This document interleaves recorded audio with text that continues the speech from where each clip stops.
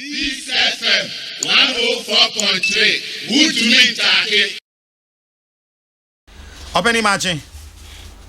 Yeah, I Na pacho pomwe. You. Ya da se pass when you ho adaje no pay. E fra wa boko.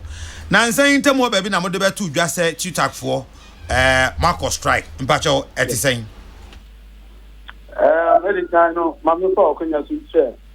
Echefu na ma asem na san beka na meka cho se. Ogusu ho ompu ekwa, opu na da asem nam. No kure okay say 7th October. Yeah, cause strike because in my CP and I buy contracts severally until say you declare stalemate and Labour Commission I buy the Kodan Labour Commission no more free and say yambra say kwa contracts and then some mono na ba say Labour Commission tie asem eti aban asem no so da bi aban at public university lecturers. My allowances be at in December. Now I raise a room from August 8 to November, maybe January, not our February.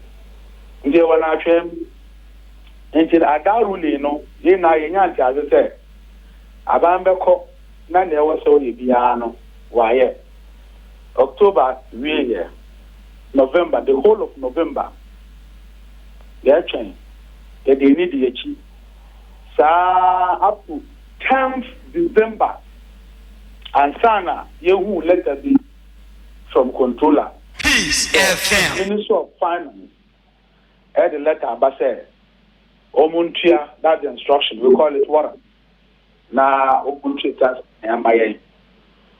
It's in a sad or no, mobile man, Nayambra, no me here data for office holders. Because our understanding was that Obibia oil lecturer or child or Hobia no controller with the data already. Because I don't know the two in the Makonoka. Which year the panel Eka November, which year October, which year September. Do data wow did you? Office holders now more requesting a legitimate because it misses obi there the department there and 10 or so yeah so be there but to move this new data is in order and quickly catch all the technical investment. I coordinated that the data and come out controller to me committee or mama me committee wo committee national I'm seeing coordinating by mama email address na you forward this data for office holders na acquire. Until the idea no call no 16th. No, my test mate is there. Under the circumstance, no. Omuntimintia December salary no with the allowances because NCT review issue say data no say one more on a year deba no controller need to so better data if you direct. There's almost the data about NCT ho no offer and sign a controller ho. That was 16th October. That's 16 December. No, it's okay, no problem. There was actually a vice chancellor, someone like payroll officers. Now, I'm prepared. The same data where they come out control direct. After you they call NCT. Now they come out NCT. Office holders, assembly of Mokanya. And you know, they come out, and almost say, under that circumstance, only December salary without allowances. Pending said. NCT verified it and all that, no way to supplementary. That's okay. So long as we are within December, we don't have problems. Then we come our people down so we won't sabotage almost one metric until December and day. By a decline, yes, I know a ball, Labour Commissioner, and they say, near Sini, no, she is sabotage. December and yeah, no winter, the new which and until your 30th. December, me letter fee, NCT, about said. I see young data of all the staff. One budget rent allowance, one budget security, one budget out of campus or off campus.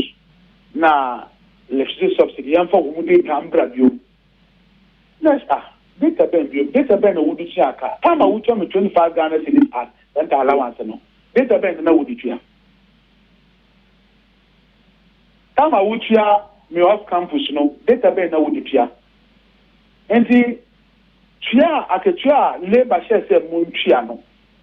Ma transfer mun here data or mun ma ruling in 28 October. The whole of November, we hear data, one cashi NCT. What try 30th November, 30th December, and Sana. Over Casa Yampa data, bra. Nada ben a word ya.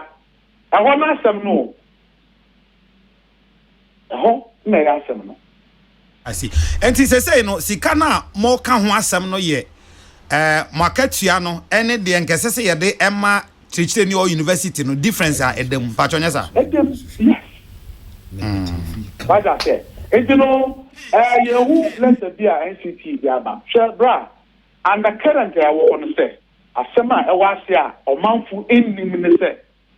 Your convent here to Technical University, no, NCT, the rule, I said, there should be a procedure. I'm branding Muka about a transitional period. Within that transitional period, 1 year, when you look into the law.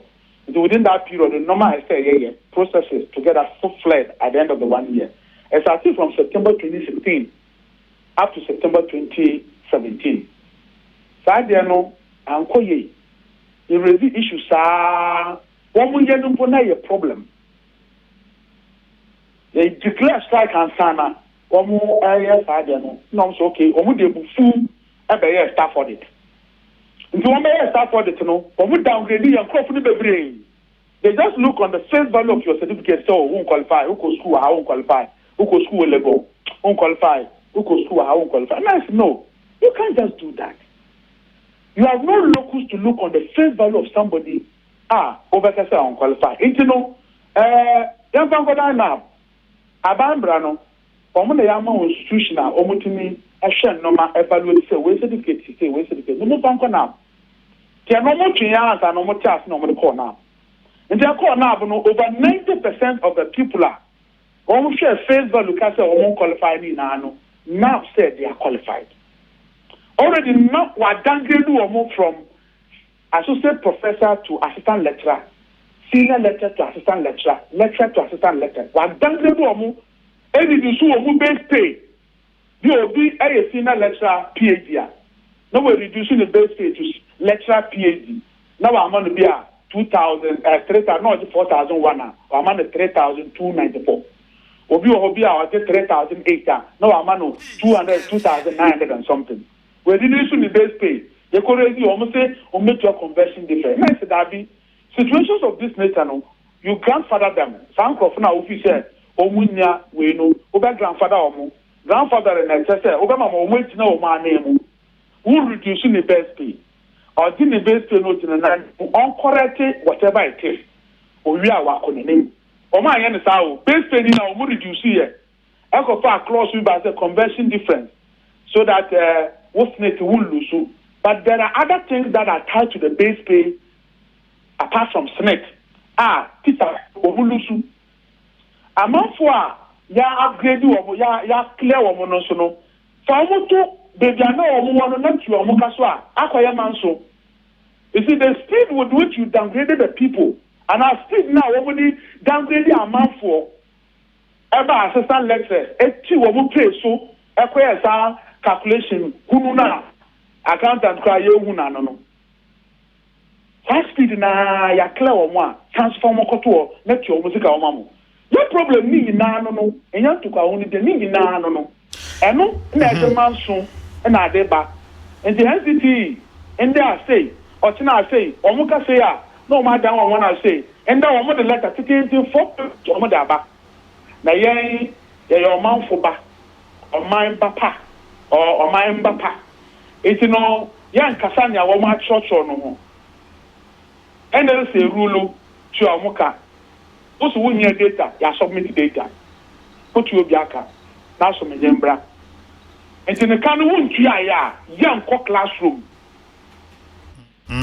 Let's say, my be school. School, you be a Mr. Inca, I offend and Wednesday. na me school for start exams. It's an sir when she are respecting him anything no into man start exams no. Until you actually school for no, you actually share. National Labour me one or the letter ban bra. So on person we share Thursday. And I pay so Tuesday, AMS Tuesday. And I pay so me wa offend why send a letter say what person we share Friday ya. So me be a young crop for one now was out call no more because me quite to me could now at home. I said chapter chairman now when we are congressmen no, they have to come and be present and listen so that when they go back they talk to their people on the various campuses. We have 8 technical university campuses and 2 polytechnic campuses. The 10 they have to come. You know say yeah never say you better toilet with our lives. I'm out for risky according to it obi fitamalo obi football obi wa obi Sunyani Kumasi Takrade Cape Coast no we na be yende wa kra ombetu sa kwan ni na ho na kofodia na ombetu kwan aba.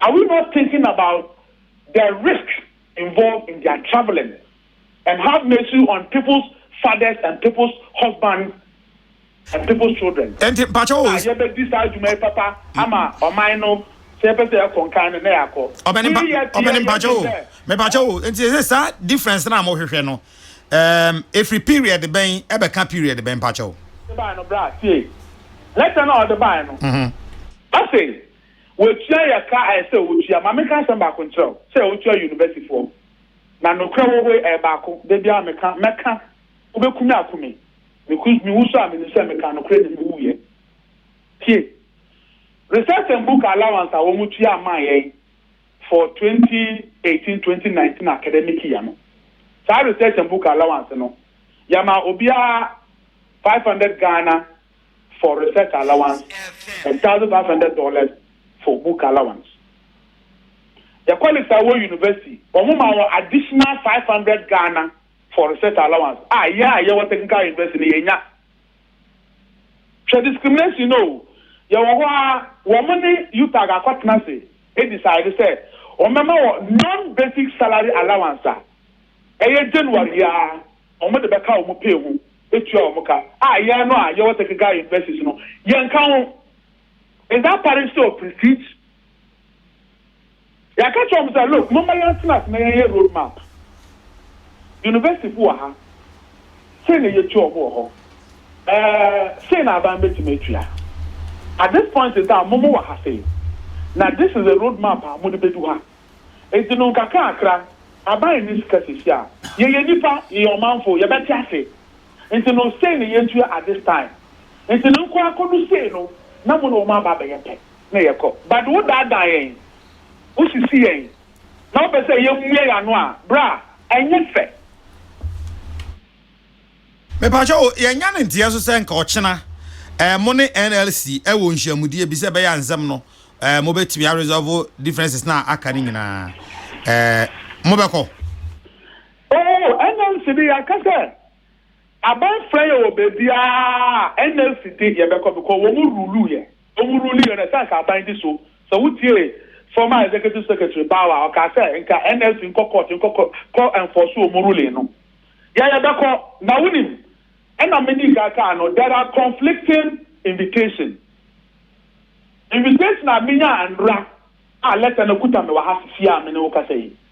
Say yambra Tuesday 14th. Our NLC on this matter.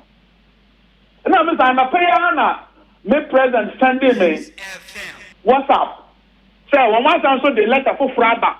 Say otna na young first one no one mark and say yambra otna. Any problem I say no. What would I mention? No, I don't know which is which. Who's to say which is which? Maybe sir. That means me bizarre. It's yeah, conference call among all the chapter chairmen. They agree say whatever Tuesday there, everybody should get ready. Monday will be under Accra. Tuesday na yeko.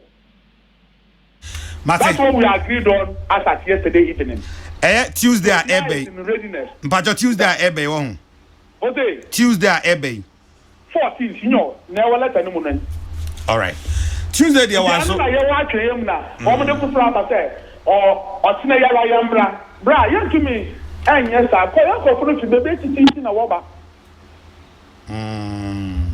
enti no oboso samoa na ne nkrofo wo national level wo mo tin asesa because minister pressure wo mo so mo frɛ but one side but I say any po Mate Mira yedase Dr. Ibrahim Zubeiru was Greater Accra TUTAC chairman Technical University Teachers Association of Ghana connected to polytechnics na yapagemu ayenu university no akyerɛkyerɛfo ɛwɔ hɔ ɛne from TUTAC omo titrani ɛwɔ enkran ha sei ɛne Dr. Ibrahim Zubeiru ɔno ɛna yɛne no twetwe nkɔmɔ no Peace FM 104.3 Would you mean